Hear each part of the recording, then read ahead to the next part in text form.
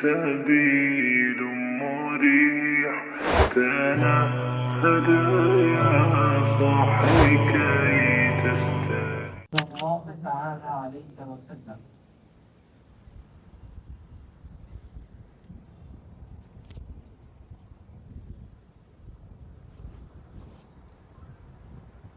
اللہ تبارک و تعالی قرآن مجید میں ارشاد فرماتا ہے الم یأن للذین ان تخشع قلوبہم لذکر اللہ، کیا ایمان والوں کے لیے یہ وقت نہیں آیا کہ وہ اللہ کے ذکر کے لیے جھک جائیں۔ اللہ تبارک و تعالی بندوں سے چاہتا ہے کہ وہ اس کی عبادت کریں اور اس کے ذکر کے لیے جھک جائیں، اور بندوں کی معراج بھی یہی ہے کہ وہ اپنے رب کی یاد میں محو رہے۔ اس سے بڑی معراج بندے کی نہیں ہو سکتی کہ وہ اپنے رب کی یاد میں ہے، اس کی عبادت میں ہے۔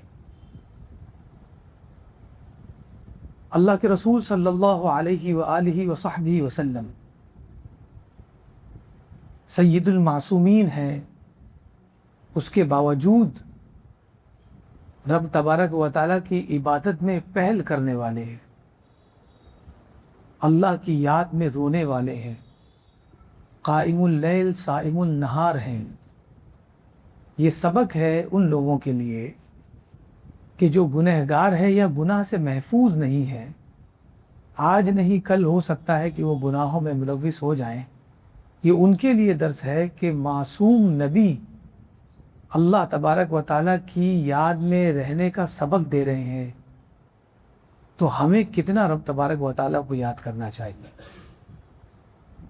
اللہ تبارک و تعالیٰ کی یاد عبادت کر کے بھی منائی جا سکتی ہے، اور ساتھ ہی ساتھ عبادت کے کئی انواع ہے کہ آپ نماز پڑھیں اور نماز میں رب تبارک و تعالیٰ کو یاد کریں، روزہ رکھیں تب اللہ تبارک و تعالیٰ کو یاد رکھیں۔ اسی طرح جب تلاوت قرآن مجید آپ کریں تب اللہ تبارک و تعالیٰ کی یاد آپ کو آئے۔ اور قرآن مجید چونکہ اللہ تبارک و تعالیٰ کا کلام ہے، جب اسے آپ پڑھیں گے تو پڑھنا اس طرح سے ہے کہ ہمیں لگے کہ یہ قرآن کی آیت ہمارے ہی حق میں نازل ہوئی ہے۔ قرآن مجید کی تلاوت ہمارے لیے ایک ذریعہ ہے کہ ہم اس کے ذریعے رب تبارک و تعالیٰ کی یاد منا سکتے ہیں، اس کو یاد کر سکتے ہیں۔ لیکن مسئلہ ہمارے لیے یہ ہے کہ ہم قرآن مجید کو صرف یاد کرنے تک ہی محدود رکھتے ہیں، قرآن مجید کو یاد کرنے تک، قرآن مجید کے ذریعے اللہ کی یاد تک نہیں پہنچ پاتے، اور یہ ہماری بہت بڑی محرومی ہے کہ ہم سمندر کے پاس ہو کر بھی پیاسے ہیں، قرآن مجید کو یاد کرنے کے باوجود بھی اللہ کی یاد سے محروم ہے۔ اس کی وجہ یہ ہے کہ ہم نے قرآن مجید کو سمجھا نہیں، اور نہ سمجھنے کی بنیاد پر اگرچہ دینی طبقے سے تعلق ہمارا ہوتا ہے، پھر بھی ہمارے اندر رب تبارک و تعالیٰ کی یاد کا وہ جذبہ، وہ عشق، وہ ولولہ پیدا نہیں ہو پاتا۔ وہیں پر وہ شخص جو دینی طبقے سے تعلق نہ رکھتا بھی ہو، لیکن اگر قرآن مجید کو سمجھتا ہو، اللہ تبارک و تعالیٰ نے قرآن فہمی کا سلیقہ اسے دے دیا ہو، تو اس قرآن فہمی کے ذریعے وہ اللہ سے قریب ہو جاتا ہے۔ یہ دیکھا گیا ہے۔ اس لیے ضروری نہیں ہے کہ بندہ دینی طبقے سے ہی جڑا ہوا ہو، بلکہ ساتھ ہی ساتھ وہ قرآن مجید کو سمجھتا بھی ہو، تبھی وہ رب تبارک و تعالیٰ کی یاد سے مربوط اور جوڑ پیدا کر سکتا ہے، کیونکہ یہی جوڑ ہے جو اسے اس دنیا میں رب تبارک و تعالیٰ سے جوڑے رکھتا ہے۔ اللہ کے رسول صلی اللہ علیہ وسلم کی محفل ہے، اور آپ کی محفل میں صحابہ حاضر ہوتے ہیں۔ ایک مرتبہ آپ کی محفل لگی ہوئی ہے، نورانی محفل، صحابہ حاضر ہیں۔ رسول اللہ صلی اللہ علیہ وآلہ وصحبہ وسلم نے ارشاد فرمایا کہ ثابت بن قیس نظر نہیں آ رہے، تو حضرت سعد بن معاذ رضی اللہ تعالیٰ عنہ وہیں بیٹھے ہوئے تھے، انہی سے ارشاد فرمایا کہ ثابت بن قیس نظر نہیں آ رہے، کیا وہ بیمار ہیں؟ حضرت سعد بن معاذ رضی اللہ تعالیٰ عنہ ارشاد فرماتے ہیں، عرض کرتے ہیں، یا رسول اللہ صلی اللہ علیہ وآلہ وصحبہ وسلم، میں ان کا پڑوسی ہوں اور مجھے پتہ ہے کہ وہ بیمار تو نہیں ہے، لیکن وہ یہاں پر کیوں حاضر نہیں ہو پائے اس کا مجھے علم نہیں ہے۔ لہٰذا جب مجلس ختم ہوئی ہے تو سعد بن معاذ رضی اللہ تعالیٰ عنہ حضرت ثابت بن قیس رضی اللہ تعالیٰ عنہ کے گھر گئے، چونکہ وہ ان کے پڑوسی تھے، اور خبر گیری کی کہ کیا حال ہے، کیسے ہیں، کیوں نہیں آ پائے۔ جب گئے تو انہوں نے بتایا کہ اللہ کے رسول صلی اللہ علیہ وسلم آپ کو یاد فرما رہے ہیں، اور آپ کی غیر موجودگی کو آپ نے محسوس کیا، نوٹس کیا، اور آپ کو یاد کر رہے تھے۔ حضرت ثابت بن قیس رضی اللہ تعالیٰ نے کہا کہ میں تو کوئی وجہ نہیں بتا سکتا، میں کوئی بیمار بھی نہیں تھا، لیکن ایک وجہ ہے۔ وجہ یہ ہے کہ ایک آیت کریمہ نازل ہوئی، یا ایھا الذین آمنوا لا ترفعوا اصواتکم فوق صوت النبی، کہ اے ایمان والو رسول کی آواز پر اپنی آوازوں کو بلند نہ کرو۔ یہ آیت کریمہ جب نازل ہوئی، اس دن سے میں نے ٹھان لیا کہ میں رسول اللہ صلی اللہ علیہ وسلم کی محفل میں حاضر نہیں ہوگا۔ تو حضرت معاذ نے پوچھا کہ کیوں ایسا آپ کہہ رہے ہیں؟ تو آپ نے کہا کہ اس آیت کریمہ کے آخر میں فرمایا، ان تحبط اعمالکم وانتم لا تشعرون، اگر تمہاری آواز بلند ہوئی تو تمہارے اعمال اکارت چلے جائیں گے اور تمہیں پتہ بھی نہیں چلے گا۔ جو تم نے نیکیاں کی ہے وہ غارت جائے گی، تمہیں پتہ بھی نہیں چلے گا۔ اور میری آواز بلند ہے۔ کسی کی آواز ایسی ہوتی ہے کہ وہ نارمل بھی کہے تو ایسا لگتا ہے کہ بہت چلا کر کہہ رہا ہے۔ تو انہوں نے کہا میری آواز بلند ہے فطری طور پر، اور مجھے ایسا لگتا ہے کہ یہ آیت کریمہ میری ہی بارے میں نازل ہوئی، اور میں ڈرتا ہوں کہ کہیں مجھے جنت میں جانے پر میں مجبور نہ ہو جاؤں اپنے ان عمل کی بنیاد پر۔ جب یہ بات سنی ہے تو فوراً وہ صحابی اللہ کے رسول صلی اللہ علیہ وسلم کی بارگاہ میں حاضر ہوئے اور عرض کی، یا رسول اللہ معاملہ یہاں تک پہنچا ہے کہ وہ یہ سمجھ رہے ہیں کہ جو آیت کریمہ ہے ان کے حق میں نازل ہوئی ہے اور وہ جہنمی ہو گئے ہیں۔ اللہ کے رسول صلی اللہ علیہ وسلم نے فرمایا کہ ثابت بن قیس جنتی ہے، اور ان سے کہو کہ وہ آئیں۔ پتہ یہ چلا آپ کی آواز فطری طور پر اونچی نہیں ہونا چاہیے، جب اونچی کرتے ہیں تب وہ اونچی ہوتی ہے۔ رہی بات ادب کی تو وہ دل سے رکھا جاتا ہے۔ تو یہ صحابہ اکرام رضوان اللہ تعالیٰ علیہم اجمعین کا قرآن مجید پڑھنے کے آداب تھے۔ ان کے آداب دیکھیے کیسے تھے کہ ہر آیت کو وہ اپنے اوپر لیتے اور یہ سمجھتے کہ یہ آیت میرے حق میں نازل ہوئی، جبکہ ان کے حق میں نازل ہی نہیں ہو، لیکن وہ یہ مان رہے ہیں کہ میرے حق میں نازل ہوئی۔ اب ذرا ہم سوچیں کہ قرآن مجید میں جو آیت کریمہ زنا کے بارے میں بیان کرتی ہے، کیا ہم نے سوچا، کوئی زانی نے یہ سوچا کہ یہ میرے بارے میں ہے؟ جو لوگ سود کھا رہے ہیں، کیا کبھی انہوں نے جب یہ آیت کریمہ پڑھی جہاں پر سود کے بارے میں بیان کیا گیا کہ وہ اللہ کے دشمن ہے، کیا انہوں نے کبھی یہ سوچا کہ یہ آیت کریمہ میرے بارے میں نازل ہوئی ہے؟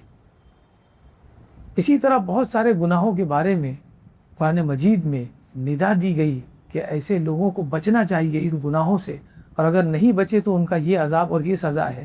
کیا ہم نے کبھی یہ محسوس کیا کہ یہ آیت کریمہ ہمارے حق میں نازل ہوئی ہے؟ اور اگر یہ محسوس نہیں کیا تو ہم نے کیا محسوس کیا؟ ہم نے پیاری آواز اور میٹھی آواز کو محسوس کیا، ہم نے کبھی قرآن مجید کو سمجھا نہیں۔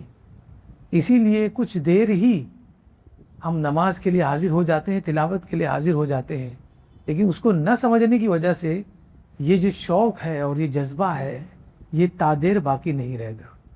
اس کو اگر لانگ لاسٹنگ کرنا ہے تو اس کے لیے ضروری ہے کہ بندہ آیت کے مفہوم سے جڑے، قرآن کے مفاہیم سے اپنے آپ کو جوڑے، تبھی وہ اللہ تبارک و تعالیٰ سے مضبوطی سے جڑ سکتا ہے۔ ڈاکٹر اقبال بہت بڑے فلسفی گزرے ہیں، وہ اپنا واقعہ بیان کرتے ہوئے کہتے ہیں کہ ایک مرتبہ میں اپنے والد محترم کو قرآن مجید سنا رہا تھا۔ وہ کہتے کہ میں قرآن مجید سنا رہا تھا تو میرے والد کہنے لگے بیٹا قرآن پڑھو۔ تو میں چونکہ والد محترم کا احترام کرتا تھا اور میں کبھی ان کی بات میں بات نہیں نکالتا، مناقشہ نہیں کرتا، اس لیے میں نے کچھ نہیں کہا، کیونکہ میں تو قرآن ہی سنا رہا تھا۔ پھر بھی والد کہتے بیٹا قرآن پڑھو، لیکن جب بار بار آپ نے کہا کہ بیٹا قرآن پڑھو، بیٹا قرآن پڑھو، تو پھر میں مجبور ہوا اور میں نے سوال کیا کہ والد صاحب قرآن تو میں پڑھ ہی رہا ہوں اور آپ کہہ رہے ہیں کہ قرآن پڑھو۔ تب انہوں نے یہ کہا کہ بیٹا قرآن پڑھنے کا مطلب یہ ہے کہ جو قرآن کی آیت تم پڑھ رہے ہو اس طرح پڑھو جیسے وہ تمہارے حق میں نازل ہوئی ہے، تمہیں لگے کہ یہ میرے حق میں نازل ہوئی ہے۔ آپ کو کیا پتا کہ قرآن مجید میں کہیں ایسی بھی آیت کریمہ آ گئی کہ جو غموں سے نڈھال ہے، اگر ان آیت کریمہ کو سمجھ لے، میں سمجھتا ہوں پہاڑ جیسا غم بھی ہو تو وہ ہلکا ہو جائے گا۔ لیکن ہمارا مسئلہ یہ ہے کہ ہم ورد کرنا جانتے ہیں، تعداد سے ہمیں تعلق ہے، ہمیں اس کے مفاہیم سے تعلق نہیں، جس کی بنیاد پر ہم قرآن کو اپنے قریب تو رکھتے ہیں لیکن ہم قرآن سے قریب نہیں ہو پائے۔ اور قربت سمجھنے والی ہے، قربت وہ والی نہیں ہے جو جسمانی طور پر ہوتی ہے، بلکہ قربت یہ ہے کہ بندہ اس کے مفہوم کو ایسا سمجھ لے کہ جب کبھی موقع آئے تو اس کی زبان پر وہ آیت کریمہ جاری ہو جائے۔